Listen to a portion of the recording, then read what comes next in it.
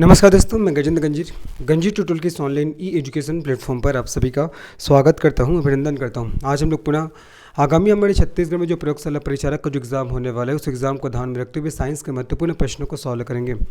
बहुत ही महत्वपूर्ण सेशन होने वाला है। आज आप लोग को मैं केमिस्ट्री का एक टॉपिक मेटल और नॉन मेटल उसके बारे में भी आपको पढ़ाऊंगा, साथ ही साथ क्वेश्चन भी आप लोग को सॉल्व कराऊंगा। थोड़ा लंबा क्लास होने वाला है, तो अगर इससे पहले आपने जितने भी मैंने वीडियो अपलोड किए उसको आपने नहीं देखा है तो बिल्कुल जाके देखिएगा। बहुत सारे मैंने साइंस के एमसीक्यू कराए हैं, मैंने साइंस के आप लोग को कंप्लीट क्लासेस भी आपको प्रोवाइड किए हैं। इवन मैंने प्रयोगशाला परिचारक को ध्यान में रखते हुए मॉडल प्रश्न पत्र भी रेडी किए हैं, वो भी आपको प्लेलिस्ट में मिल जाएगा पूरा वीडियो, तो जाके आप लोग बिल्कुल देखिएगा। तो चलिए फिर आज की इस क्लास को शुरू करते हैं, बढ़ते हैं हमारे पहले प्रश्न पे। हमारा पहला प्रश्न क्या है, देखिए हमारा पहला प्रश्न है। मैं क्वेश्चन को पढ़ रहा हूँ, आप लोग को बताना है इस क्वेश्चन का सही आंसर क्या होगा। चलो देखिए हमारा पहला प्रश्न क्या कह रहा है। हमारा पहला प्रश्न कह रहा है, निम्न में से असत्य कथन की पहचान कीजिए। आपको असत्य कथन की पहचान करना है, इनकरेक्ट स्टेटमेंट की पहचान करना है। पहला देखो, स्ट्रांसियम का प्रयोग पटाखों में हरा रंग देने के लिए किया जाता है, और दूसरा एल्यूमिनियम का प्रयोग हवाई जहाज़ की बॉडी बनाने के लिए किया जाता है, और तीसरा ग्रुप 14 को कार्बन परिवार के नाम से जानते हैं, और चौथा है कार्बन के 4 अपरूप होते हैं। ये आपको चारों स्टेटमेंट को पढ़ना और पढ़ने के बाद बताना इनमें से कौन सा कथन आपका सही नहीं है। चलिए इस क्वेश्चन को सॉल्व करते हैं। देखिए पहला कथन बोल रहा है कि स्ट्रांसियम, पहला बोल रहा है स्ट्रांसियम का प्रयोग पटाखों में हरा रंग देने के लिए होता है, जो कि क्या हो जाएगा, गलत हो जाएगा। ठीक है, स्ट्रांसियम याद रखना, जो स्ट्रांसियम होता है, स्ट्रांसियम का जो प्रयोग होता है ना, वो पटाखों में लाल रंग देने के लिए, पटाखों में लाल रंग देने के लिए किया जाता है। कौन सा रंग, लाल रंग, पटाखों में लाल रंग देने के लिए किया जाता है। जबकि यहाँ पास बोला जा रहा है कि आपका हरा रंग देने के लिए, तो ये आपका स्टेटमेंट क्या हो जाएगा, गलत हो जाएगा। साथ ही साथ स्ट्रांसियम का प्रयोग ऑस्टियोपोरोसिस के उपचार में भी किया जाता है। याद रखना, स्ट्रांसियम का प्रयोग आपका ऑस्टियोपोरोसिस के उपचार में भी आपको स्ट्रांसियम का उपयोग किया जाता है, ये आपको याद रखना है ना। तो मैंने क्या बताया, स्ट्रांसियम का प्रयोग पटाखों में लाल रंग देने के लिए किया जाता है। साथ ही साथ जो आपका स्ट्रांसियम है, इसका प्रयोग ऑस्टियोपोरोसिस के इलाज के रूप में होता है, उसके उपचार के रूप में होता है। अच्छे से इसको याद रखना है। दूसरा देखो, एल्यूमिनियम का प्रयोग हवाई जहाज़ की बॉडी बनाने में किया जाता है, तो ये तो आपका दूसरा स्टेटमेंट हमारा बिल्कुल सही है। जो एल्यूमिनियम है, एल्यूमिनियम का प्रयोग आपका हवाई जहाज़ की बॉडी बनाने के लिए करते हैं।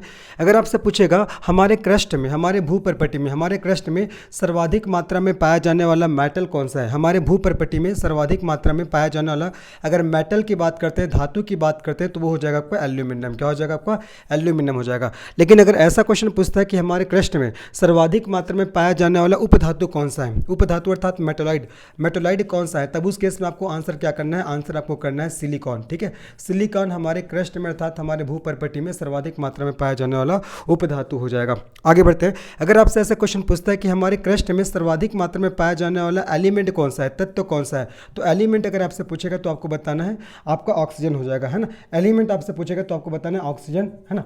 ऑक्सीजन हमारे भूप्रपट्टी में सबसे अधिक मात्रा में पाया जाने वाला तत्व हो जाएगा। ठीक है, अगर आपसे क्वेश्चन पूछता है कि हमारे यूनिवर्स में, यूनिवर्स अर्थात हमारे ब्रह्मांड में सर्वाधिक मात्रा में पाया जाने वाला गैस कौन सा है, तो आप बताओगे हाइड्रोजन।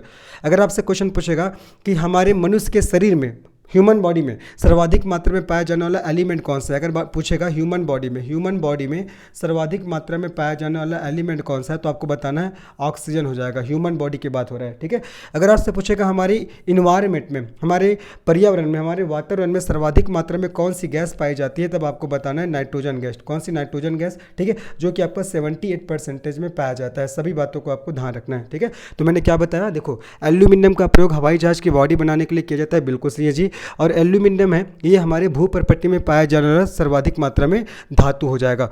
और सेकंड नंबर में पूछेगा, कल के डेट में आपसे ऐसा क्वेश्चन पूछता है कि हमारे क्रस्ट में, हमारे भूप्रपट्टी में सेकंड नंबर में सर्वाधिक पाया जाने वाला धातु कौन सा है, तो फर्स्ट नंबर में तो आपका एल्यूमिनियम हो जाएगा और सेकंड नंबर में आपका आयरन हो जाएगा। ये भी आपको ध्यान रखना है। ठीक है, फिर मैंने बताया हमारे क्रस्ट अर्थात भूप्रपट्टी में सर्वाधिक मात्रा में पाया जाने वाला मेटलाइड कौन सा है, तो सिलिकॉन, है ना। एलिमेंट कौन सा है, तो आपको ऑक्सीजन बताना है। हमारे यूनिवर्स में कौन सा गैस सर्वाधिक मात्रा में पाया जाता है, तो आपको हाइड्रोजन हो जाएगा। ह्यूमन बॉडी में सर्वाधिक मात्रा में पाया जाने वाला एलिमेंट पूछेगा, तत्व पूछेगा, तो आपको बताना है ऑक्सीजन। और गैस हमारे वातावरण वातावरण में, हमारे वायुमंडल में कौन सी गैस सर्वाधिक मात्रा में पाई जाती है? तो आपको बताना है नाइट्रोजन, जो कि 78% पाया जाता है। हमारे बॉडी में कौन सा मिनरल सर्वाधिक पाया जाता है? तो कैल्शियम, ठीक है, कैल्शियम। कैल्शियम हमारे बालों में पाया जाता है, कैल्शियम हमारे नाखून में पाया जाता है, कैल्शियम हमारे ब्लड में पाया जाता है, कैल्शियम हमारे बोन में अर्थात हड्डी में पाया जाता है। सभी बातों को आपको ध्यान में रखना है, आगे समझ में। तो दूसरे स्टेटमेंट सही है। और साथ ही साथ जो एल्यूमिनियम है ना जी, एल्यूमिनियम का प्रयोग इलेक्ट्रिक वायर बनाने में भी करते हैं। देखो हवाई जहाज़ तो बनाने में करते हैं, हवाई जहाज़ के बॉडी बनाने में, साथ ही साथ इलेक्ट्रिक वायर बनाने में भी एल्यूमिनियम का प्रयोग किया जाता है। तीसरा देखो, ग्रुप 14 को कार्बन परिवार के नाम से जाना जाता है। बिल्कुल सही है, याद रखना। आपका ग्रुप 14 को कार्बन परिवार के नाम से जानते हैं। और ग्रुप को हिंदी में क्या बोलते हैं? इसको हिंदी में समूह के नाम से जानते हैं। ग्रुप को हिंदी में समूह के नाम से जाना जाता है, याद रखिएगा, ठीक है। आप सभी को पता होगा, अगर मैं मॉडर्न पीरियोडिक टेबल, आधुनिक आवर्त सारणी की बात करता हूं, तो आधुनिक आवर्त सारणी में 18 ग्रुप है, 18 ग्रुप, और आपका 7 पीरियड है। 18 ग्रुप और 7 पीरियड है। ग्रुप को आपका समूह के नाम से जाना जाता है और पीरियड को आपका आवर्त के नाम से जाना जाता है, ये आपको ध्यान रखना है। तो हमारे अगर आवर्त सारणी की बात करते हैं मॉडर्न पीरियोडिक टेबल में, तो उसमें 18 ग्रुप और आपका 7 पीरियड है, 7 आवर्त है, ठीक है। तो ग्रुप 14 को कार्बन परिवार के नाम से जानते हैं। बिल्कुल सही है, क्योंकि ग्रुप 14 का जो शुभारंभ होता है वो किससे होता है? कार्बन से होता है। किससे होता है? कार्बन से। तो इसीलिए आपका ग्रुप 14 को कार्बन परिवार के नाम से जाना जाता है, ठीक है, ये आपको ध्यान रखना है। अब देखो ग्रुप 14 में कौन कौन से आपका एलिमेंट आते हैं? तो कार्बन हो जाएगा, ठीक है, कार्बन। उसके बाद हो जाएगा आपका सिलिकॉन, हो जाएगा सिलिकॉन, है ना, कार्बन सिलिकॉन। उसके बाद हो जाएगा आपका टीन हो जाएगा। उसके बाद हो जाएगा आपका लेड हो जाएगा, ठीक है। आपका कार्बन हो जाएगा, सिलिकॉन हो जाएगा, एक और है ना, आपका कार्बन हो जाएगा, उसके बाद सिलिकॉन हो जाएगा, जर्मेनियम हो जाएगा, उसके बाद SN मतलब टीन, और PB मतलब क्या होता है? आपका लेड हो जाएगा, ठीक है। तो ये हो जाएगा आपका कार्बन परिवार के आपका एलिमेंट, आपका कार्बन, सिलिकॉन, जर्मेनियम, और उसके बाद आपका हो जाएगा SN मतलब टीन और PB मतलब लेड। अब इसको मैं याद करने का ट्रिक बता रहा हूँ। कहे सीता जी सुनो प्रभु, याद कैसे कर सकते हो? कहे सीता जी, यहाँ पास लिख दो ट्रिक को, कहे सीता जी सुनो प्रभु, कहे सीता जी सुनो प्रभु। आप इस ट्रिक से इसको याद कर सकते हो, है ना। ये कहे, आपका कहे से आपका कार्बन हो जाएगा, सी से आपका हो जाएगा, सी से आपका सिलिकॉन, है ना, सीता, है ना, यहाँ से सीता से आपका सिलिकॉन हो गया। उसके बाद जी से आपका जर्मेनियम हो जाएगा। और उसके बाद देखो आपका कहे सीता जी, उसके बाद सुनो प्रभु, सुनो मतलब आपका SN हो जाएगा, SN मतलब सुनो, और PB मतलब आपका प्रभु हो जाएगा। तो ये कार्बन परिवार के एलिमेंट हो जाएगा, ठीक है। कहे सीता जी सुनो प्रभु। एक और एलिमेंट जिसको बाद में खो जाएगा, उसको मैं नहीं लिखा हूँ, लेकिन जो मेन है उसको मैंने लिख दिया। ये कार्बन परिवार के अंतर्गत आने वाले क्या आपका एलिमेंट हो जाएंगे, आपका तत्व हो जाएंगे। समझ में आ गया? तो ग्रुप 14 को कार्बन परिवार के नाम से जाना जाता है, जिसमें कार्बन, सिलिकॉन, जर्मेनियम, टीन और आपका लेड आते हैं, आपको याद रखना है। बाकी कार्बन के 4 अपरूप होते हैं, सभी को पता होगा कौन कौन सा? आपका हीरा हो जाएगा, ग्रेफाइट हो जाएगा, ग्राफीन हो जाएगा, फुल्लेरिन। ये आपको कार्बन के 4 अपरूप होते हैं। और कार्बन की संयोजकता 4 होती है, वैलेंसी 4 होती है, ये भी आपको ध्यान रखना है, ठीक है। कार्बन के 4 अपरूप होते हैं। देखिए चौथा स्टेप में बिल्कुल सही मैंने बता दिया, आपका हीरा हो जाएगा, ग्रेफाइट और आपका फुल्लेरिन और आपका ग्राफीन। जिसमें से जो हीरा होता है सबसे आपका हार्डेस्ट नॉन मेटल होता है, जो कि हमारे नेचर में पाया जाता है। और हीरा का जो प्रयोग होता है ना, वो आपका मेटल काटने में, स्टोन काटने में, ग्लास काटने में, साथ ही साथ हीरा का प्रयोग आपका जवाहरात अर्थात ज्वेलरी में किया जाता है। और हीरा में जो चमक पाया जाता है वो आपका टोटल इंटरनल रिफ्लेक्शन अर्थात पूर्ण आंतरिक परावर्तन के कारण उसमें चमक पाया जाता है। ये आपको अच्छे से ध्यान रखना है। आगे बात करते हैं। तो ये चौथा स्टेटमेंट हमारा बिल्कुल सही हो जाएगा, ठीक है। तो इसमें से आपको असत्य कथन की पहचान करना था। इसमें पहले कथन असत्य है, क्योंकि आपका स्ट्रांसियम का जो प्रयोग होता है पटाखों में आपका लाल रंग देने के लिए किया जाता है, जबकि यहाँ पास बोला जा रहा है हरा रंग देने के लिए किया जाता है, जो कि आपका गलत हो जाएगा, ठीक है। और ग्रुप 14 में कौन कौन से एलिमेंट आते हैं ध्यान रखना, कार्बन, उसके बाद सिलिकॉन हो जाएगा, जर्मेनियम हो जाएगा, उसके बाद आपका टीन हो जाएगा, उसके बाद क्या हो जाएगा आपका लेड हो जाएगा, ठीक है जी। चलो आगे बढ़ते हैं, नेक्स्ट प्रश्न में लोग बढ़ते हैं। नेक्स्ट प्रश्न हमारा क्या देखते हैं, निम्न में से असत्य कथन की पहचान कीजिए। सिलिकॉन क्रस्ट में सर्वाधिक मात्रा में पाया जाने वाला मेटोलाइड है, उपधातु है। बिल्कुल सही है। अभी मैंने बताया था आप लोग को, जो सिलिकॉन होता है ना, सिलिकॉन, ये हमारे भूपर्पटी अर्थात क्रस्ट में सर्वाधिक मात्रा में पाया जाने वाला क्या है, उपधातु। और उपधातु को इंग्लिश में आपका मेटोलाइड के नाम से जानते हैं। उपधातु किसे कहते हैं, मतलब ऐसे तत्व जिसमें धातु और अधातु दोनों के गुण पाए जाते हैं, उसको आपका उपधातु कहा जाता है, ठीक है। तो जो आपका सिलिकॉन है हमारे भूपर्पटी में सर्वाधिक मात्रा में पाया जाने वाला उपधातु है, मेटोलाइड है। और सर्वाधिक मात्रा में पाया जाने वाला धातु पूछेगा तो आपको बताना है एल्यूमिनियम। और सेकंड नंबर में तो आपका हो जाएगा आपका आयरन, ठीक है, आपका इंपॉर्टेंट है। टीन का उपयोग सॉफ्ट ड्रिंक का कैन बनाने के लिए होता है। देखो टीन को किससे रिप्रेजेंट करते हैं, टीन को आपका एसेन से आपका रिप्रेजेंट किया जाता है, ये आपको ध्यान रखना है, ठीक है। टीन को आपका एसेन से रिप्रेजेंट करते हैं, आपको याद रखना है, बहुत इंपॉर्टेंट है। और टीन का प्रयोग आपका सॉफ्ट ड्रिंक का कैन बनाने में, सॉफ्ट ड्रिंक मतलब जैसे आप कोल्ड ड्रिंक वगैरह पीते होगे, तो आपका कोल्ड ड्रिंक वगैरह पीते होगे तो उसका बॉक्स जो बना होता है ना, सॉफ्ट ड्रिंक का जो कैन बना होता है वो किसका बना होता है, आपका टीन का बना होता है, ये आपको याद रखना है। और एक चीज़ और ध्यान रखेंगे कि टीन के प्रोडक्शन के लिए हमारा छत्तीसगढ़ पूरे भारतवर्ष में पहला स्थान रखता है। आपने नाम भी सुना होगा, छत्तीसगढ़ में गोविंदपाल, मुंडपाल, चित्तलनार, ये सभी जगहों से टीन की प्राप्ति होती है, ठीक है। और अगर टीन की अयस्क अर्थात ओर की बात करते हैं, टीन की ओर की बात करते हैं तो कैसिटेराइड हो जाएगा। क्या हो जाएगा जी आपको? कैसिटेराइड टीन की अयस्क का नाम हो जाएगा, ओर का नाम हो जाएगा ना। तो टीन का उपयोग सॉफ्ट ड्रिंक का कैन बनाने के लिए होता है, आपका बिल्कुल सही स्टेटमेंट है। तीसरा देखते हैं, लेड विद्युत का अच्छा चालक होता है। जो लेड होता है ना, लेड जिसको हम लोग पीबी से रिप्रेजेंट करते हैं, लेड को पीबी से रिप्रेजेंट करते हैं। पीबी अर्थात लेड, इसी को आपका सीसा के नाम से भी जानते हैं। पीबी इसी को हम लोग लेड बोलते हैं और इसी को आपका सीसा के नाम से जाना जाता है। तो जो आपका लेड होता है ना, वो आपका इलेक्ट्रिसिटी का बैड कंडक्टर होता है, जबकि यहाँ पास अच्छा चालक होता है बोला जा रहा है, तो ये आपको गलत हो जाएगा, ठीक है। तो लेड क्या होता है? इलेक्ट्रिसिटी का, है ना, ये आपका इलेक्ट्रिसिटी का, लेड इलेक्ट्रिसिटी का क्या होता है? जो आपका बैड कंडक्टर होता है। क्या होता है? बैड कंडक्टर होता है, ये आपको अच्छे से ध्यान रखना है। आगे बात करते हैं, नाइट्रोजन ऑक्सीजन के साथ क्रिया करके नाइट्रस ऑक्साइड का निर्माण करता है। बिल्कुल सही है। जो आपका नाइट्रोजन गैस है वो ऑक्सीजन से क्रिया करके किसका निर्माण करता है? N2O अर्थात नाइट्रस ऑक्साइड का निर्माण करता है, ठीक है। और इसी नाइट्रस ऑक्साइड को किस नाम से जानते हैं? Laughing gas. इसी को आपका लाफिंग गैस के नाम से, अर्थात इसको हास्य गैस के नाम से भी इसको जाना जाता है। बहुत इंपॉर्टेंट है, कल के डेट में क्वेश्चन पूछेगा कि लाफिंग गैस किसको बोलते हैं, तो नाइट्रस ऑक्साइड को बोला जाता है। तो नाइट्रोजन ऑक्सीजन से क्रिया करके नाइट्रस ऑक्साइड का निर्माण करता है। बाकी नाइट्रोजन के बारे में पता होगा, आपका टायरों में भरने के लिए नाइट्रोजन गैस का प्रयोग करते हैं आपका। उसके बाद मैंने बताया था चिप्स के पैकेट में भरने के लिए नाइट्रोजन गैस का प्रयोग किया जाता है। और नाइट्रोजन गैस हमारे वातावरण में सर्वाधिक मात्रा में अवेलेबल है, लगभग 78% नाइट्रोजन गैस पाया जाता है, ठीक है। सभी को आपको ध्यान में रखना है। नाइट्रोजन गैस का प्रयोग नाइट्रिक एसिड बनाने के लिए किया जाता है, ठीक है। तो ये जितने भी स्टेटमेंट दिए, आपका पहला, उसके बाद आपका दूसरा और चौथा, ये तीनों आपका सही है। और लेकिन आपको जो तीसरा स्टेटमेंट है वो आपका क्या है? गलत है। क्योंकि आपका जो लेड होता है विद्युत का अच्छा चालक नहीं होता है, वो आपका बैड कंडक्टर होता है, ठीक है। अच्छा चालक नहीं होता, वो बैड कंडक्टर होता है। जबकि विद्युत का सबसे अच्छा चालक तो आपका सिल्वर होता है, विद्युत का, है ना, विद्युत का सबसे अच्छा चालक, विद्युत का सबसे अच्छा चालक तो क्या होता है? जो आपका सिल्वर होता है। क्या होता है? सिल्वर होता है, ये आपको अच्छे से ध्यान रखना है, ठीक है। तो इनमें से कौन सा आपका स्टेटमेंट गलत है? तो आपको तीसरा वाला स्टेटमेंट गलत है, ध्यान में रखना है। आगे बढ़ते हैं, नेक्स्ट प्रश्न में चलते हैं। निम्न कथनों में से सत्य कथन की पहचान कीजिए। फ्लोरीन सबसे भारी हैलोजन तत्व है। क्लोरीन का उपयोग क्लोरोफॉर्म बनाने के लिए किया जाता है। और तीसरा, आयोडीन हैलोजन तत्वों के सबसे हल्की है। और लहसुन, प्याज, अदरक में नाइट्रोजन के कारण गंध आती है। यहाँ पास क्या पूछा गया है क्वेश्चन में? आपको सत्य कथन की पहचान करना है, ट्रू स्टेटमेंट को आपको पहचानना है। देखो, पहला, फ्लोरीन सबसे भारी हैलोजन तत्व है, ये पहला आपका गलत है। फ्लोरीन यहाँ पास नहीं आएगा, इस यहाँ पास क्या आएगा आपका? फ्लोरीन तो सबसे हल्का हैलोजन तत्व होता है। फ्लोरीन क्या होता है? सबसे हल्का, ठीक है। फ्लोरीन क्या होता है जी? फ्लोरीन आपका सबसे हल्का, फ्लोरीन सबसे हल्का हैलोजन तत्व होता है, ये आपको ध्यान रखना है, ठीक है। और आप सभी को पता होगा ग्रुप 17, ग्रुप जो 17 है, समूह 17 के तत्वों को हैलोजन ग्रुप या हैलोजन तत्व के नाम से जानते हैं। कौन कौन सा आता है इसमें? आपका फ्लोरीन हो जाएगा, क्लोरीन हो जाएगा, ब्रोमीन हो जाएगा, आयोडीन हो जाएगा, एस्टाटीन हो जाएगा, ठीक है। ये सब किस में आते हैं? ये सब आते हैं आपका ग्रुप 17 में, हैलोजन ग्रुप में आते हैं। फ्लोरीन, क्लोरीन, ब्रोमीन, आयोडीन और आपका एस्टाटीन, है ना। ये तो फ्लोरीन सबसे भारी हैलोजन तत्व है, जो कि गलत है। फ्लोरीन सबसे हल्का हैलोजन तत्व हो जाएगा, ये आपको अच्छे से याद रखना है। और फ्लोरीन के बारे में एक चीज़ और ध्यान रखना कि फ्लोरीन क्या है? ये आपका सबसे अधिक आपका ऋण विद्युता वाला तत्व है। सबसे अधिक क्या आपका? ऋण विद्युता, ठीक है। सबसे अधिक आपका ऋण विद्युता वाला तत्व है, ठीक है। सबसे अधिक ऋण विद्युता वाला तत्व कौन सा है? आपका फ्लोरीन हो जाएगा। तो फ्लोरीन के बारे में दो चीज़, फ्लोरीन आपका हैलोजन तत्व में सबसे हल्का होता है। और दूसरा, फ्लोरीन आपका सबसे अधिक ऋण विद्युता वाला तत्व होता है, ये आपको याद रखना है। बाकी आगे बढ़ते हैं। क्लोरीन का उपयोग क्लोरोफॉर्म बनाने के लिए किया जाता है। आपका ये सेकंड स्टेटमेंट हमारे बिल्कुल सही है। जो क्लोरीन होता है, क्लोरीन, ये जो आपका क्लोरीन होता है, क्लोरीन का प्रयोग आपका किसके रूप में करते हैं?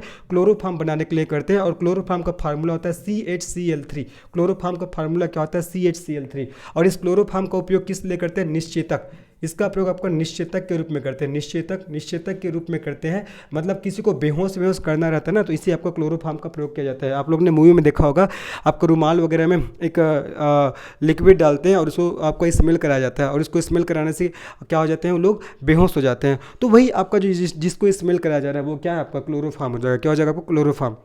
ठीक है। तो क्लोरीन का उपयोग आपका क्लोरोफॉर्म बनाने के लिए करते हैं, जिसका फार्मूला CHCl3 होता है, जिसका उपयोग निश्चेतक अर्थात बेहोशी के लिए किया जाता है। आगे बात करते हैं, आयोडीन हैलोजन तत्वों में सबसे हल्की है। आयोडीन आपका हैलोजन तत्वों में सबसे हल्की है, ये क्या हो जाएगा, ये तो गलत हो जाएगा। देखो अब मैंने बताया फ्लोरीन सबसे क्या होता है आपका हल्का तत्व है, जबकि यहाँ पास बोल रहा है कि आयोडीन, तो आयोडीन क्या हो जाएगा, गलत हो जाएगा। लेकिन एक्चुअल में ध्यान रखना कि आपका हैलोजन तत्व में सबसे भारी कौन सा होता है, तो हैलोजन तत्व में सबसे भारी क्या होता है आपका, आयोडीन होता है। तो आयोडीन हैलोजन तत्वों में आपका सबसे हल्की नहीं होता भैया, सबसे भारी होता है। क्या होता है आपका, सबसे भारी होता है। अब देखो अगर आपसे पूछेगा हैलोजन तत्वों में सबसे हल्का हैलोजन तत्व कौन सा है, तो बताओगे फ्लोरीन, और सबसे भारी पूछेगा तो आपको बताना है आपको आयोडीन बताना है। और आयोडीन के बारे में सभी को पता होगा, हमारे थायराइड ग्रंथि के लिए आयोडीन नमक बहुत ही महत्वपूर्ण होता है, और आयोडीन नमक की कमी से घेंघा नामक रोग होता है, सभी को पता ही होगा। ठीक है, चलो आगे बात करते हैं। लहसुन प्याज अदरक में नाइट्रोजन के कारण गंध आती है। नाइट्रोजन नहीं भैया, सल्फर। ठीक है, याद रखना है आपका, लहसुन प्याज अदरक में सल्फर के कारण गंध आती है। यहाँ पास नाइट्रोजन लिखा गया तो ये भी स्टेटमेंट आपका गलत हो जाएगा। तो आपका सेकंड बस सही है, आपको सत्य कथन की पहचान करना था। देखो फ्लोरीन सबसे भारी हैलोजन तत्व है, गलत है। फ्लोरीन सबसे हल्की हैलोजन तत्व है, ठीक है, और फ्लोरीन सबसे अधिक ऋण विद्युता वाला तत्व है, ये भी आपको ध्यान रखना है। दूसरा मैंने बताया क्लोरीन का उपयोग क्लोरोफॉर्म बनाने के लिए होता है, ये आपका बिल्कुल सही है। क्लोरोफॉर्म का फार्मूला CHCl3 होता है, जिसको आपका निश्चेतक के रूप में अर्थात बेहोशी के रूप में इसका प्रयोग किया जाता है। बेहोश करने के लिए किसी को इसका प्रयोग करते हैं। आयोडीन हैलोजन तत्व के सबसे हल्की आपका तत्व है। लेकिन आयोडीन की बात करें तो आयोडीन तो हैलोजन तत्व में सबसे भारी तत्व है, आपका हल्की नहीं है, सबसे भारी हो जाएगा। ठीक है, और आयोडीन का प्रयोग आपका घेंघा नामक रोग के उपचार में या आपका थायराइड ग्रंथि के लिए आयोडीन नमक बहुत महत्वपूर्ण होता है, और आयोडीन नमक की कमी से आपका क्या होता है, घेंघा नामक रोग होता है। ठीक है, तो आपको थायराइड ग्रंथि को अच्छे से आपको रखना है, तो उसके लिए आपको आयोडीन नमक खाना पड़ेगा। बात करते हैं लहसुन प्याज अदरक में आपका नाइट्रोजन के कारण गंध आती है, जो कि गलत है भैया। लहसुन प्याज अदरक में आपका सल्फर के कारण गंध आती है। तो इसमें से आपका इसमें से आपका दूसरा स्टेटमेंट बस आपका सही है, बाकी स्टेटमेंट आपका गलत है। तो याद रखना, जो आपका फ्लोरीन होता है सबसे हल्का हैलोजन तत्व होता है, जबकि जो आपका आयोडीन होता है वो सबसे भारी हैलोजन तत्व होता है, ये आपको याद रखना है। ठीक है, चलो आगे बढ़ते हैं। नेक्स्ट प्रश्न लोग आगे बढ़ते हैं। हमारे नेक्स्ट प्रश्न क्या कर रहे हैं, देखिए, निम्न में से किस गैस को स्ट्रेंजर गैस कहा जाता है। जबरदस्त प्रश्न है जी, है ना। निम्नलिखित में से किस गैस को स्ट्रेंजर गैस कहते हैं, आर्गन को, रेडॉन को, जेनान को या नियान को। चलो इस क्वेश्चन का सही आंसर क्या होगा, तो इस क्वेश्चन का सही आंसर क्या होगा, किसे स्ट्रेंजर गैस, किसे स्ट्रेंजर या अजनबी, इसको हिंदी में बोलेंगे अजनबी, किसको स्ट्रेंजर या अजनबी गैस कहा जाता है। तो आपको ध्यान रखना है, इसका सही आंसर क्या हो जाएगा, जेनान हो जाएगा। क्या होगा आपका, जेनान। ठीक है, ये आपका जेनान गैस है, और ये किस में आता है, ये आपका अक्री गैस के अंतर्गत आता है। किस में आता है, अक्री गैस। ठीक है, अक्री गैस के अंतर्गत आता है। इसी को आपका नोबल गैस, इसी को आपका नोबल गैस के नाम से जाना जाता है। ठीक है, आपने पढ़ा होगा हीलियम, नियान, आर्गन, क्रिप्टॉन, जेनान, रेडान, ये सब क्या है, ये सब आपका अक्री गैस है, नोबल गैस है, जो अन्य आपका एलिमेंट से रिएक्शन नहीं करता, क्रिया नहीं करता, इसलिए इसको नाम दिया गया है अक्रिय गैस। अक्रिय गैस वो अन्य तत्वों के साथ क्रिया नहीं करता है ना। तो किस गैस को स्ट्रेंजर गैस के नाम से जानते हैं, आपको ध्यान रखना है, जेनान हो जाएगा। क्या हो जाएगा, जेनान, है ना। और जेनान का प्रयोग आपका कैमरे के फ्लैश लाइट, जेनान का जो प्रयोग होता है ना, कैमरे के फ्लैश लाइट में इसका प्रयोग करते हैं। किस में करते हैं इसका प्रयोग आपका, कैमरे के फ्लैश लाइट में, फ्लैश लाइट में इसका प्रयोग करते हैं। अगर आपसे पूछेगा कि कौन सा अक्री गैस, कौन सा नोबल गैस हमारे वातावरण में सर्वाधिक मात्रा में पाया जाता है, तो आप बताओगे आपका आर्गन। ठीक है, आर्गन ये हमारे वातावरण में सर्वाधिक मात्रा में पाया जाने वाला अक्री गैस है। सर्वाधिक मात्रा में पाया जाने वाला क्या है जी, आपका अक्री गैस है, ये आपको ध्यान रखना है। किसकी बात कर रहा हूँ, आर्गन की। रेडान के बारे में आपको ध्यान रखना, रेडान क्या आपका सबसे कम मात्रा में पाया जाने वाली आपका अक्री गैस है। रेडान क्या आपका सबसे कम मात्रा में, रेडान सबसे कम मात्रा में, ये सब याद रखिएगा, सबसे कम मात्रा में पाया जाने वाला क्या है आपका, पाया जाने वाला अक्री गैस है, ये आपको ध्यान रखना है। ठीक है, बाकी नियान के बारे में तो पता होगा आपका, नियान को मैजिकल गैस के नाम से जानते हैं, और नियान का प्रयोग ना आपका विज्ञापनों में होता है। नियान को आपका मैजिकल गैस, इसको मैजिकल गैस के नाम से जानते हैं, इसका प्रयोग आपका विज्ञापनों में किया जाता है। तो सबके बारे में मैंने एक एक पॉइंट बता दिया। देखो आर्गन हमारे इन्वायरमेंट में सर्वाधिक मात्रा में पाया जाने वाला नोबल गैस, अक्री गैस है। रेडान के बारे में बताया कि जो रेडान है ना, ये सबसे कम मात्रा में पाया जाने वाला आपका अक्री गैस है। सर्वाधिक मात्रा में तो आपका आर्गन, और रेडान आपका सबसे कम मात्रा में। जेनान के बारे में मैंने बताया कि जेनान को आपका मैजिकल गैस के नाम से भी जानते हैं, और जेनान का प्रयोग आपका एडवर्टाइजमेंट में अर्थात आपका विज्ञापनों में होता है। साथ ही साथ एयरपोर्ट का इंडिकेटर्स, इंडिकेटर्स है ना, एयरपोर्ट का इंडिकेटर्स याद रखना, जो एयरपोर्ट होता है एयरपोर्ट का जो आपका इंडिकेटर्स बनाने में भी किसका प्रयोग किया जाता है, आपका जेनान का प्रयोग किया जाता है, आपको ध्यान रखना है। बात करते हैं नियान, तो नियान के बारे में मैंने क्या बताया, नियान के बारे में मैंने बताया कि आपका जो नियान है ना, इसी को आपका किस नाम से जानते हैं, मैजिकल गैस। इसी बारे में तो बता ही रहा था जी, है ना, नियान को आपको मैजिकल गैस के नाम से जानते हैं। इसका प्रयोग एयरपोर्ट इंडिकेटर्स बनाने में होता है। जेनान के बारे में तो मैंने बता दिया आप लोग को कि जेनान क्या करता है, आपका इसी गैस को स्ट्रेंजर गैस के नाम से जानते हैं। जेनान गैस को आपको स्ट्रेंजर गैस के नाम से जाना जाता है। और कैमरे के जो फ्लैश लाइट होता है उसमें आपका जेनान गैस का प्रयोग होता है। वापस एक बार सुनेंगे, थोड़ा कन्फ्यूजन हो जाएगा नहीं तो। देखिए, आर्गन सबसे ज़्यादा पाया जाने वाला अक्रिय गैस है, रेडान सबसे कम मात्रा में पाया जाने वाला अक्रिय गैस है। जेनान का प्रयोग किस में होता है, आपका जेनान को स्ट्रेंजर गैस कहते हैं, और जेनान का प्रयोग आपका किस में होता है, कैमरे के फ्लैश लाइट बनाने में इसका प्रयोग होता है। जबकि नियान को आपका किस नाम से जानते हैं, नियान को आपका मैजिकल गैस के नाम से जानते हैं। और जो नियान है, नियान का प्रयोग आपका एडवर्टाइजिंग अर्थात विज्ञापनों में, साथ ही साथ एयरपोर्ट इंडिकेटर्स बनाने में इसका उपयोग करते हैं, हवाई पट्टी बनाने में इसका प्रयोग करते हैं। तो फिलहाल इस क्वेश्चन का सही आंसर क्या, किससे आपको स्ट्रेंजर गैस के नाम से जानते हैं, तो जिनान हो जाएगा। ठीक है, जिनान को स्ट्रेंजर गैस के नाम से जाना जाता है। और किससे मैजिकल गैस कहते हैं, आपको नियान को मैजिकल गैस कहते हैं। स्ट्रेंजर गैस मतलब जिनान और मैजिकल गैस मतलब आपका नियान हो जाएगा। चलो आगे बात करते हैं। आवर्त सारणी में समूह में ऊपर से नीचे जाने पर परमाणु त्रिज्या का मान बढ़ता है, घटता है, अपरिवर्तित रहता है, इनमें से कोई नहीं। देखो, आपको आवर्त सारणी में समूह में ऊपर से नीचे आना है। ठीक है, आपको आवर्त सारणी में समूह में ऊपर से नीचे आना है। ये समझिए, आपका समूह है तो समूह में आपको ऊपर से नीचे आना है। और मैं ये बता रहा हूँ, ये आपका आवर्त है जिसमें लेफ्ट से आपको राइट जाना है। ठीक है, ये तो अगर आप आवर्त सारणी में समूह में ऊपर से नीचे आओगे तो परमाणु त्रिज्या का मान क्या होगा, हमेशा ध्यान रखना, परमाणु त्रिज्या का मान बढ़ेगा। किसी परमाणु के नाभिक और उसकी बाहरी कक्षा के बीच, ये आपका परमाणु हो गया और इसका नाभिक, तो किसी परमाणु का नाभिक और बाहरी कक्षा के बीच, किसी परमाणु का नाभिक और बाहरी कक्षा के बीच का जो डिस्टेंस होता है, इसी को बोला जाता है जो आपका परमाणु त्रिज्या। क्या बोलते हैं इसको, परमाणु त्रिज्या। मैंने बोला किसी आपका परमाणु का नाभिक और बाहरी कक्षा के बीच के डिस्टेंस को क्या बोला जाता है, परमाणु त्रिज्या बोलते हैं। तो हमेशा ध्यान रखना, आवर्त सारणी में समूह में ऊपर से नीचे जाने पर परमाणु त्रिज्या का मान क्या होता है, बढ़ता है। जबकि आपका लेफ्ट टू राइट जाने पर क्या होता है, आपका परमाणु त्रिज्या का मान क्या होता है जी, कम होगा। इस केस में परमाणु त्रिज्या का मान क्या होगा, आपका बढ़ेगा। ठीक है, बढ़ता है। जबकि आपका लेफ्ट टू राइट अगर जाओगे आप, तो क्या होगा, आपको घटता है। ये आपको याद रखना है। ठीक है, चलो, तो जिसने आपका पहला ऑप्शन लगाया सबका आंसर आपका सही है। आगे बढ़ते हैं, नेक्स्ट प्रश्न में चलते हैं। नेक्स्ट प्रश्न हमारा क्या देखते हैं, आवर्त सारणी में आवर्त में लेफ्ट से राइट जाने पर विद्युत धनात्मक गुण। अब यहाँ पास पूछा जा रहा है विद्युत धनात्मक गुण, ये सबसे क्वेश्चन आते हैं ना। आवर्त सारणी में आवर्त में लेफ्ट से राइट, मतलब ये आपका आवर्त की बात हो गई, इसको समूह बोलते हैं और इसको आवर्त बोलते हैं। तो आपको अगर लेफ्ट से राइट जाना है तब उस केस में आपका विद्युत धनात्मक गुण है ना, जो विद्युत धनात्मक गुण क्या होता है ये आपको बताना है। विद्युत धनात्मक गुण, ठीक है, इलेक्ट्रोपॉजिटिव प्रॉपर्टी। ऑप्शन है बढ़ता है, कम होता है, अपरिवर्तित रहता है, इनमें से कोई नहीं। तो इसका सही आंसर क्या हो जाएगा, इसका सही आंसर हो जाएगा आपका कम होता है। अगर आप लेफ्ट से राइट जाओगे तो क्या होता है, आपका विद्युत जो धनात्मक गुण है वो क्या होता है जी, आपका कम होता है। आपको याद रखना है, किसी भी तत्व के इलेक्ट्रॉन डोनेट करने की क्षमता को विद्युत धनात्मकता कहा जाता है। ठीक है, याद रखना, किसी भी आपका किसी भी एटम के इलेक्ट्रॉन को डोनेट करने की क्षमता को विद्युत धनात्मक गुण कहेंगे। किसी भी आपका एटम के इलेक्ट्रॉन को डोनेट करने की क्षमता को आपका विद्युत धनात्मक गुण कहा जाएगा, जो कि आपका लेफ्ट से राइट जाने पर क्या होता है, कम होता है, और ऊपर से नीचे आने पर क्या होता है, आपका बढ़ता है। ऊपर से नीचे आने पर क्या होता है जब आपका बढ़ता है, इसलिए इसका सही आंसर आपका कम होता हो जाएगा ना। किसी भी तत्व या किसी भी एटम के इलेक्ट्रॉन डोनेट करने की क्षमता को विद्युत धनात्मकता कहा जाता है, जो कि टॉप से बॉटम आओगे, समूह में ऊपर से नीचे आओगे तो बढ़ेगा। जबकि आपका आवर्त में आप लेफ्ट टू राइट जाओगे तो क्या होगा, आपका आवर्त में लेफ्ट से राइट जाओगे तो क्या होगा, आपका कम होगा। क्योंकि क्वेश्चन पूछा गया ना कि आवर्त सारणी में आवर्त में लेफ्ट से राइट जाने पर धनात्मक गुण क्या होगा, तो हमेशा क्या होता है, आपका कम होता है। आपको अच्छे से याद रखना है जी। ठीक है, आशा कर रहा हूँ समझ में आया होगा। आगे बात करते हैं, नेक्स्ट प्रश्न में लोग चलते। देखिए, अब देखो यहाँ पास आपका वन लाइनर क्वेश्चन है। अब ये वन लाइनर क्वेश्चन मैं पहले आपको दिखा दे रहा हूँ किस प्रकार से एग्जाम में आता है। इसके बाद मैं आपको पूरा टॉपिक को पूरा कवर करूँगा, जबरदस्त टाइप के पढ़ाऊंगा आपका मेटल और नॉन मेटल। जितना पढ़ाऊंगा उससे सब क्वेश्चन आपका पूरा बन जाएंगे। देखो, पहला क्वेश्चन है, कौन सा धातु कमरे के तापक्रम पर द्रव अवस्था में पाया जाता है? कौन से धातु को हथेली पर रखने पर वह पिघल जाता है? कौन सा धातु मुलायम होता है? सबसे आघातवर्धनी धातु कौन सा है? सबसे तन्य धातु कौन सा है? कौन सी धातु उष्मा और विद्युत की अच्छी चालक है? धातुओं के ऑक्साइड किस किस प्रकृति के होते हैं, धातुएं इलेक्ट्रॉन त्याग कर क्या बनाती है, कौन सी अधातु कमरे के तापक्रम पर लिक्विड स्टेट में पाया जाता है और सर्वाधिक कठोर अधातु कौन सा है। ये सब क्वेश्चन है, ये सब क्वेश्चन है। देखो ये क्वेश्चन को पहले पढ़ लीजिए। पढ़ने अभी मैं क्या करूँगा, आपको धातु और अधातु वाले टॉपिक को पढ़ाना शुरू करूँगा।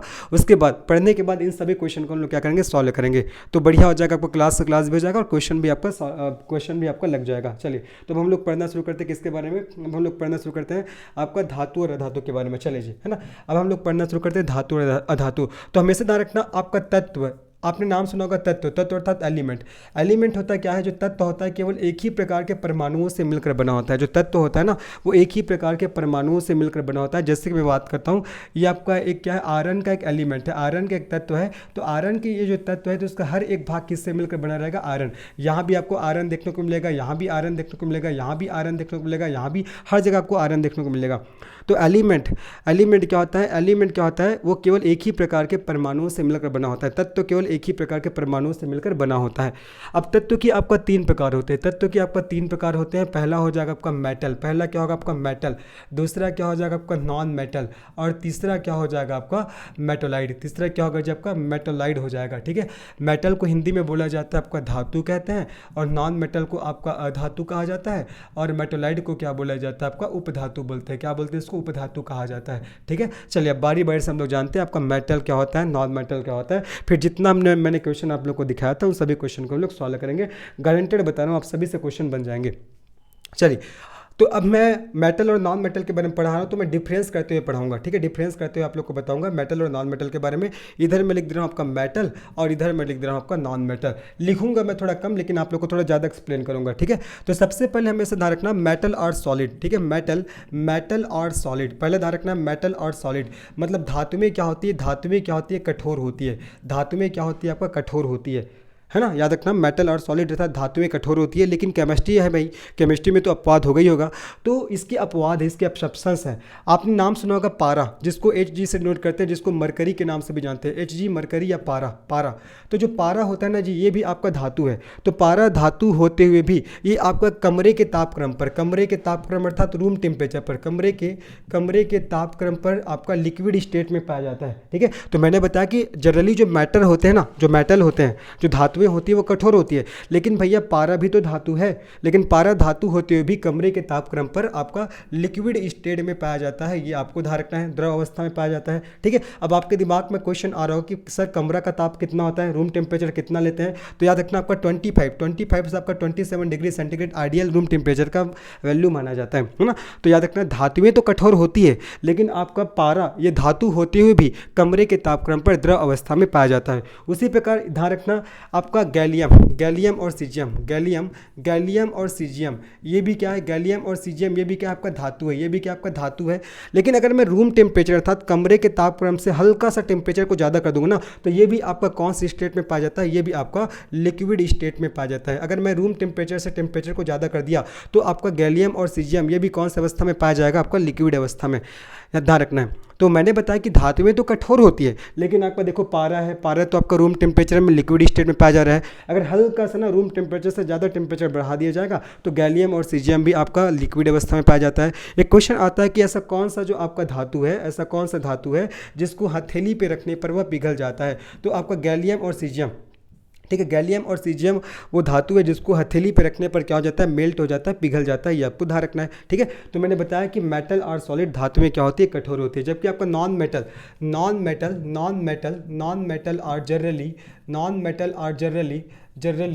Metal are generally gases. ठीक है, मतलब जो अधातुएं होती है वो गैसीय अवस्था में पाई जाती है, जो अधातुएं होती है वो गैसीय अवस्था में पाई जाती है। लेकिन इसके भी अपवाद है भाई, आप लोग देखे होंगे, आप लोग सुने भी होंगे, हीरा होता है, जो हीरा हो गया है ना, ग्रेफाइट हो गया, आपका फास्फोरस हो गया, हीरा ग्रेफाइट फास्फोरस के बाद आपका सल्फर हो जाएगा, सल्फर के बाद आपका आयोडीन हो जाएगा। ये सब क्या है, ये सब तो आपका अधातु है। तो अधातु होते हुए भी ये सब आपका कौन सी स्टेट में पाया जाता है, आपका सॉलिड स्टेट में अर्थात ठोस अवस्था में। ठीक है, जबकि मैंने बताया कि आपका जो नॉन मेटल है अर्थात अधातु, ये जनरली आपका गैसीय अवस्था में पाई जाती है। जो अधातु होते हैं ना, वो जनरली गैसीय अवस्था में पाई जाती है। जबकि अपवाद क्या है, हीरा ग्रेफाइट फास्फोरस सल्फर आयोडीन, ये सब आपका अधातु होते हुए भी सॉलिड अवस्था में पाया जाता है। ये आपको ध्यान रखना है। दूसरा चीज़ एक और ध्यान रखना, ब्रोमीन, आपने नाम सुना होगा ब्रोमीन। तो ब्रोमीन भी क्या है आपका एक अधातु है। ब्रोमीन भी क्या अधातु। तो ब्रोमीन अधातु होते हुए भी ये भी आपका कमरे के तापक्रम पर कमरे के तापक्रम पर अर्थात रूम टेम्परेचर पर आपका द्रव अवस्था में अर्थात लिक्विड स्टेट में पाया जाता है। केमिस्ट्री में बहुत सारे अपवाद है, आपको याद करने पड़ेंगे। देखो क्या क्या पढ़ा दिया। मेटल आर सॉलिड अर्थात धातु में कठोर होती है, लेकिन मैंने बताया भैया जो पारा होता है ना वो रूम टेम्परेचर पर द्रव अवस्था में पाया जाता है। और रूम टेम्परेचर से हल्का सा मैं टेम्परेचर को बढ़ा दूं तो गैलियम और सीजियम भी आपका लिक्विड स्टेट में पाया जाएगा और हथेली पे रखने पर जल्दी पिघल जाते हैं। फिर मैंने बताया आपका किसके बारे में, मैंने बताया आपको नॉन मेटल के बारे में। तो non metal are generally gases, जो आपका अधातुएं होती है ना वो जनरली गैसीय अवस्था में पाई जाती है। लेकिन इसका भी अपवाद है भैया, क्या अपवाद है, हीरा हो गया, ग्रेफाइट हो गया, फास्फोरस हो गया, सल्फर हो गया, आयोडीन हो गया, ये सब अधातु होते हुए भी आपका ठोस अवस्था में पाया जाता है। उसी प्रकार जो ब्रोमीन ये अधातु होते हुए भी कमरे के तापक्रम पर द्रव अवस्था में पाया जाता है। ये पहला हो जाएगा। दूसरा जो मेटल होते हैं, मेटल आर डक्टाइल, ठीक है। मतलब जो मेटल क्या होते हैं, मेटल में अर्थात धातु में आघात वर्धनीयता का गुण पाया जाता है, ठीक है।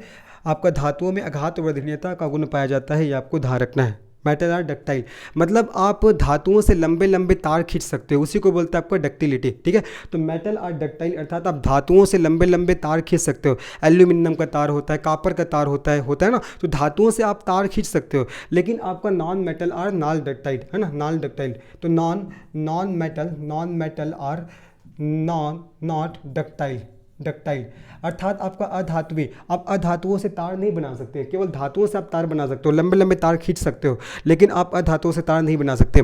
कल के डेट में आपसे क्वेश्चन पूछेगा कि मोस्ट आपका डक्टाइल मेटल कौन सा होता है, सबसे आघात वर्धनीय धातु कौन सा होता है। तो आपका सोना अर्थात गोल्ड क्या होता है, आपका सबसे डक्टाइल मेटल होता है जिसको AU से रिप्रेजेंट करते हैं जी, ठीक है। आप सोना से बहुत लंबे लंबे तार खींच सकते हैं। आपके NCERT के बुक में ऐसा भी लिखा गया है कि 1 ग्राम सोना से 2 किलोमीटर तक क्या है आपका लंबा तार खींचा जा सकता है, ऐसा लिखा गया है, ठीक है। तो आपका डक्टाइल कौन होता है, आपका मेटल अर्थात धातु में डक्टाइल होती है, अर्थात धातुओं से आप लंबे लंबे तार खींच सकते हो। लेकिन आपका नॉन मेटल वो डक्टाइल नहीं होता, मतलब आप अधातुओं से लंबे लंबे तार नहीं खींच सकते। तीसरा अगर मैं बात करता हूँ तीसरा चीज़ आपका मेटल आर मेलिएबल अर्थात जो मेटल होते हैं ना वो आपका उसमें तन्यता का गुण पाया जाता है। धातुओं में तन्यता का गुण पाया जाता है। अब सबके दिमाग में क्वेश्चन बनाओ कि सर ये तन्यता क्या होता है। तो किसी भी धातु को सीड फॉर्म में कन्वर्ट करने का जो गुण होता है ना, किसी भी धातु को आप सीड फॉर्म में कन्वर्ट करो, पतली पतली चादरों में कन्वर्ट करो, तो वही कहलाता है उसका क्या, मेलिएबिलिटी, वही उसकी तन्यता कहलाती है। तो आप धातुओं को पतले पतले चादरों में, पतले पतले सीट में कन्वर्ट कर सकते हो। और मोस्ट मेलिएबल मेटल बोलेगा, सबसे आपका तन्य धातु बोलेगा, तो अगेन आपका आंसर आ जाएगा आपका गोल्ड अर्थात सोना, ठीक है। अगेन आपका आंसर आ जाएगा आपका सोना, अर्थात सोना को आप बहुत पतले पतले आप सीट में कन्वर्ट कर सकते हो, ठीक है। लेकिन अगर आप बात करते हो किसका, अधातु का, तो अधातु क्या होती है, ब्रिटल होती है। अधातु क्या होती है आपका, ब्रिटल होती है, मतलब भंगुर होती है। अगर आप अधातुओं में ना हथौड़ा से आप उसमें फोर्स अप्लाई करोगे तो वो आपका टूट कर बिखर जाता है। लेकिन इसका अपवाद भी है, जी। आपका हीरा क्या है, आपका हीरा अधातु होते हुए भी आपका बहुत ही कठोर अवस्था में पाया जाता है। और जो हीरा है, हीरा का प्रयोग आपका मेटल कटिंग में होता है, मेटल कटिंग में हीरा का प्रयोग करते हैं। हीरा का प्रयोग और कहाँ किया जाता है, आपका स्टोन कटिंग अर्थात पत्थर को काटने में करते हैं। हीरा का प्रयोग और कहाँ करते हैं, ग्लास कटिंग में करते हैं, अर्थात आपका कांच को काटने में किया जाता है, ठीक है। हीरा का प्रयोग और कहाँ करता है, आपका ज्वेलरी में, ठीक है, ज्वेलरी में हीरा का प्रयोग करते हैं। एक क्वेश्चन आता है कि और हीरा में जो आपका चमक होता है वो किस कारण से होता है, तो पूर्ण आंतरिक परावर्तन। हीरा में क्या होता है आपका हीरा में पूर्ण आंतरिक परावर्तन के कारण क्या पाया जाता है, आपका चमक पाया जाता है, शाइनिंग होता है। ये आपको अच्छे से ध्यान रखना है, ठीक है। तो मैंने क्या बता दिया, मैंने बताया कि मेटल आर डक्टाइल अर्थात धातुएं आघात वर्धनीय होते हैं, मतलब धातुओं में आघात वर्धनीयता का गुण पाया जाता है, मतलब आप धातुओं से लंबे लंबे तार खींच सकते हो। जबकि आपका non metal are not ductile, आप अधातुओं से लंबे लंबे तार नहीं खींच सकते। और मोस्ट आपका डक्टाइल मेटल होता है आपका सोना। और मेटल आर मेलिएबल मतलब धातुओं में तन्यता का गुण पाया जाता है, मतलब धातुओं से आप पतले पतले सीट उसको कन्वर्ट कर सकते हो धातुओं से। लेकिन आप अधातुओं के पतले पतले सीट नहीं बना सकते हैं, क्योंकि अधातुएं क्या होती है, ब्रिटल होती है, भंगुर होती है। ये आपको ध्यान रखना है। तो ये तीनों अंतर आप लोग को समझ में आ गया होगा, आशा कर रहा हूँ, ठीक है। ये तीनों अंतर आप लोग को समझ में आ गया होगा, क्योंकि अभी मैं अगले स्लाइड में जाऊँगा तो ये मिट जाएगा जी, है ना। तो आशा कर रहे हो तीनों अंतर आपको समझ में आ गया होगा। चलो आगे बढ़ते हैं। अगेन हम लोग नेक्स्ट हम लोग अंतर में चलते हैं। हमारा नेक्स्ट अंतर क्या हो जाएगा, ठीक है। फिर से मैं बताता हूँ आपका मेटल के बारे में। 3 अंतर में, हालांकि मैं लास्ट टाइम और रिवाइज करूँगा, 3 अंतर बता दिया। चौथा अंतर ध्यान रखना, जो आपका धातुएं होती है, धातुएं आपका उष्मा और विद्युत की, है ना, उष्मा और विद्युत की क्या होती है, अच्छी चालक होती है। Metal are good conductor of heat and electricity, अच्छी चालक होती है। जबकि जो अधातुएं होती है ना, जबकि जो आपका अधातुएं होती है वो आपका जो अधातुएं विद्युत और उष्मा की अच्छी चालक नहीं होती है, ये आपको ध्यान रखना है। धातुएं तो होगी, जाहिर सी बात है ना। और आपका जो सबसे अधिक आपका सुचालक धातु, सबसे अधिक सुचालक धातु, मतलब किसमें आपका हीट और इलेक्ट्रिसिटी का सबसे ज़्यादा आपका फ्लो होता है, तो आपको बताना है आपका सिल्वर, जिसको आपका चांदी के नाम से जानते हैं, ठीक है। सबसे आपका सुचालक धातु या उष्मा और विद्युत का सबसे अच्छा चालक वाला धातु पूछेगा तो आपको बताना है सिल्वर, अर्थात आपका जिसको Ag से रिप्रेजेंट करते हैं, जिसको चांदी के नाम से जानते हैं, इसको Ag से रिप्रेजेंट करते हैं, है ना। लेकिन अब आपके दिमाग में क्वेश्चन आ रहा होगा कि सर आपने बोला कि उष्मा और विद्युत का सबसे अच्छा चालक तो सिल्वर होता है, चांदी होता है, लेकिन हमने देखा है कि घरों में जो इलेक्ट्रिक वायर बनते हैं वो कॉपर के, एल्यूमिनियम के बनाया जाता है। सही बात है, घरों में जो इलेक्ट्रिक वायर यूज होते हैं उसको कॉपर के, एल्यूमिनियम के बनाया जाता है, क्योंकि जो आपका सिल्वर बहुत एक्सपेंसिव होता है, बहुत महंगा होता है, इसलिए आपका सिल्वर के वायर वगैरह नहीं बनाए जाते हैं। लेकिन सिल्वर आपका हीट और इलेक्ट्रिसिटी का सबसे अच्छा कंडक्टर होता है, आपको ध्यान रखना है। लेकिन मैंने बताया जो आपका नॉन मेटल होता है वो हीट और इलेक्ट्रिसिटी का अच्छा कंडक्टर नहीं होता है। लेकिन इसका भी अपवाद है भैया, इसका भी अपवाद है। आपका जो ग्रेफाइड है, ग्रेफाइड होता है, ग्रेफाइड के साथ साथ आपका जो ब्रोमीन होता है, ब्रोमीन, ये सब क्या होता है, ये आपका हीट और इलेक्ट्रिसिटी के अच्छे चालक होते हैं, लेकिन इसका अपवाद हो जाएगा। लेकिन अमूमन आप जब नॉन मेटल की बात करोगे तो वो आपका हीट और इलेक्ट्रिसिटी के क्या होते हैं, बैड कंडक्टर होते हैं। ये आपका गुड कंडक्टर होते हैं, ये आपका बैड कंडक्टर होते हैं। लेकिन अपवाद है ही आपका ग्रेफाइड और ब्रोमीन आपका विद्युत का अच्छा चालक होता है, ये आपको याद रखना है। आगे बात करते हैं, 5वां डिफरेंस की बात करता हूँ। जो धातुएं होती है, तो धातुओं में आपका धात्विक चमक पाया जाता है, धात्विक चमक। और धात्विक चमक को बोलते हैं कि आपका मेटेलिक ब्राइटनेस। आप लोगों ने देखा होगा मेटल क्या करता है, शाइनिंग करता है, मेटल में शाइनिंग होता है, चमकता है वो। तो धातुओं में क्या होता है, धात्विक चमक पाई जाती है, आपका मेटेलिक ब्राइटनेस पाया जाता है। जैसे बात करता हूँ, आपका सोना हो गया, सोना चमकता है, चांदी हो गया, आपका कॉपर हो गया, तांबा हो गया, ये सब क्या चमकता है जी, है ना। जबकि अधातुओं में आपका मेटेलिक ब्राइटनेस नहीं पाया जाता, मतलब वो चमकते नहीं है। लेकिन इसका भी अपवाद है, क्या अपवाद, आपका हीरा। अब मैं अपवाद लिख रहा हूँ, एक्सेप्शन लिख रहा हूँ, अपवाद आपका हीरा आपका अधातु होते हुए भी ये क्या आपका बहुत चमकता है। और इसमें चमक का कारण क्या होता है, चमक का कारण होता है आपका टोटल इंटरनल रिफ्लेक्शन, जिसको हिंदी में बोलते हैं पूर्ण आंतरिक परावर्तन। क्या बोलते हैं इसको हिंदी में, पूर्ण आंतरिक परावर्तन के नाम से इसको जाना जाता है, ठीक है। आगे सबको समझ में। तो मैंने क्या बताया, मैंने बताया भी आपका धातुओं में धात्विक चमक पाई जाती है, जैसे सोना, चांदी, कॉपर, ये सब।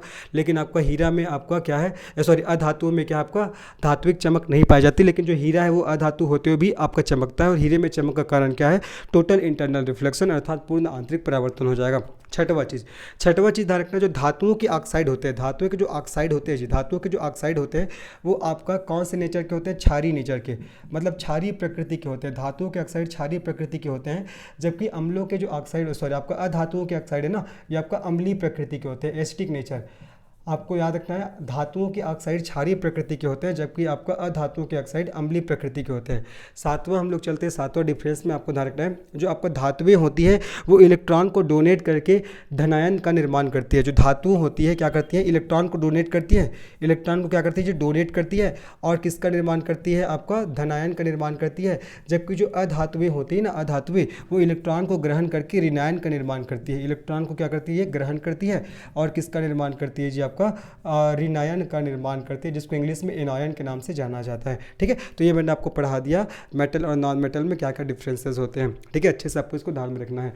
तो आशा कर रहा हूँ आपको समझ में आया होगा। अब चलिए हम लोग चलते हैं, वो जो क्वेश्चन मैंने आप लोग को दिखाया था उस क्वेश्चन में हम लोग चलते हैं, देखो कौन सा धातु कमरे के तापक्रम पर द्रव अवस्था में पाया जाता है। मैंने बताया था आपको मरकरी या पारा, ठीक है। इसका सही आंसर क्या हो जाएगा, मरकरी या पारा हो जाएगा, मरकरी या पारा, जिसको Hg से डिनोट करते हैं, ठीक है।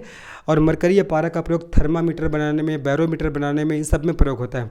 आगे बात करते हैं आपका, और पारा का एक आपको और ध्यान रखना है, बार बार पूछता है पारा का मरकरी का और क्या होता है, सीने बार होता है। क्या होता है आपका, सीने बार, ये भी आपको ध्यान रखना है।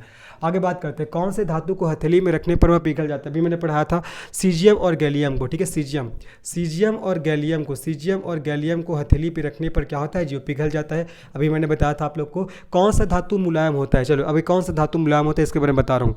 अगर मैं धातुओं की बात करता हूँ, प्रमुख धातु, तो प्रमुख धातु में आता है आपका सोडियम और पोटेशियम।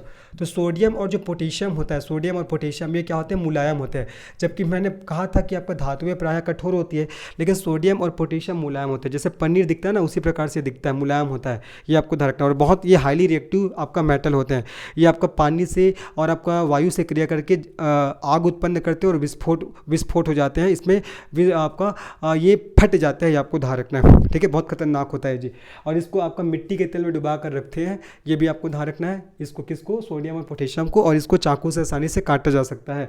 सबसे आघातवर्धनी धातु कौन सा है, मैंने पढ़ाया था। सबसे डक्टाइल मेटल कौन सा होगा, आपको गोल्ड हो जाएगा, मैंने बताया था आपको। सबसे तन्य धातु कौन सा है, सबसे तन्य धातु मतलब मेलिएबल मेटल, तो भी आपको गोल्ड हो जाएगा। अभी मैंने बताया था सोना हो जाएगा। कौन सी धातु उष्मा और विद्युत की अच्छी चालक है, मैंने बताया था। भाई आपका धातु की बात हो रहा है तो आपका सिल्वर हो जाएगा, सिल्वर, जिसको आपका Ag से रिप्रेजेंट किया जाता है। धातुओं के ऑक्साइड किस प्रकृति के होते हैं, तो धातुओं के जो ऑक्साइड होते हैं ना, वो आपका क्षारीय प्रकृति के होते हैं, मैंने बताया था। जबकि अधातुओं के ऑक्साइड अम्लीय प्रकृति के होते हैं। धातुएं इलेक्ट्रॉन त्याग कर क्या बनाती है, जो धातुएं हैं वो इलेक्ट्रॉन त्याग कर धनायन का निर्माण करती है, कैटायन का निर्माण करती है। जबकि जो आपका अधातुएं इलेक्ट्रॉन को ग्रहण करके ऋणायन का निर्माण करती है। कौन सी अधातु कमरे के तापक्रम पर लिक्विड स्टेट में पाया जाता है, मैंने बताया था ब्रोमीन। जो ब्रोमीन है ना, ब्रोमीन वो अधातु होते हुए भी आपका कमरे के तापक्रम पर लिक्विड स्टेट में पाया जाता है, मैंने बताया था डिफरेंस में। सर्वाधिक कठोर अधातु कौन सा है, तो सर्वाधिक कठोर अधातु आपका हीरा हो जाएगा, डायमंड हो जाएगा, जिसका प्रयोग आपका मेटल कटिंग में, स्टोन कटिंग में, ग्लास कटिंग में किया जाता है। ये आपको अच्छे से ध्यान रखना है, ठीक है। तो आशा कर रहा हूँ आपको आज का क्लास ये पसंद आया होगा।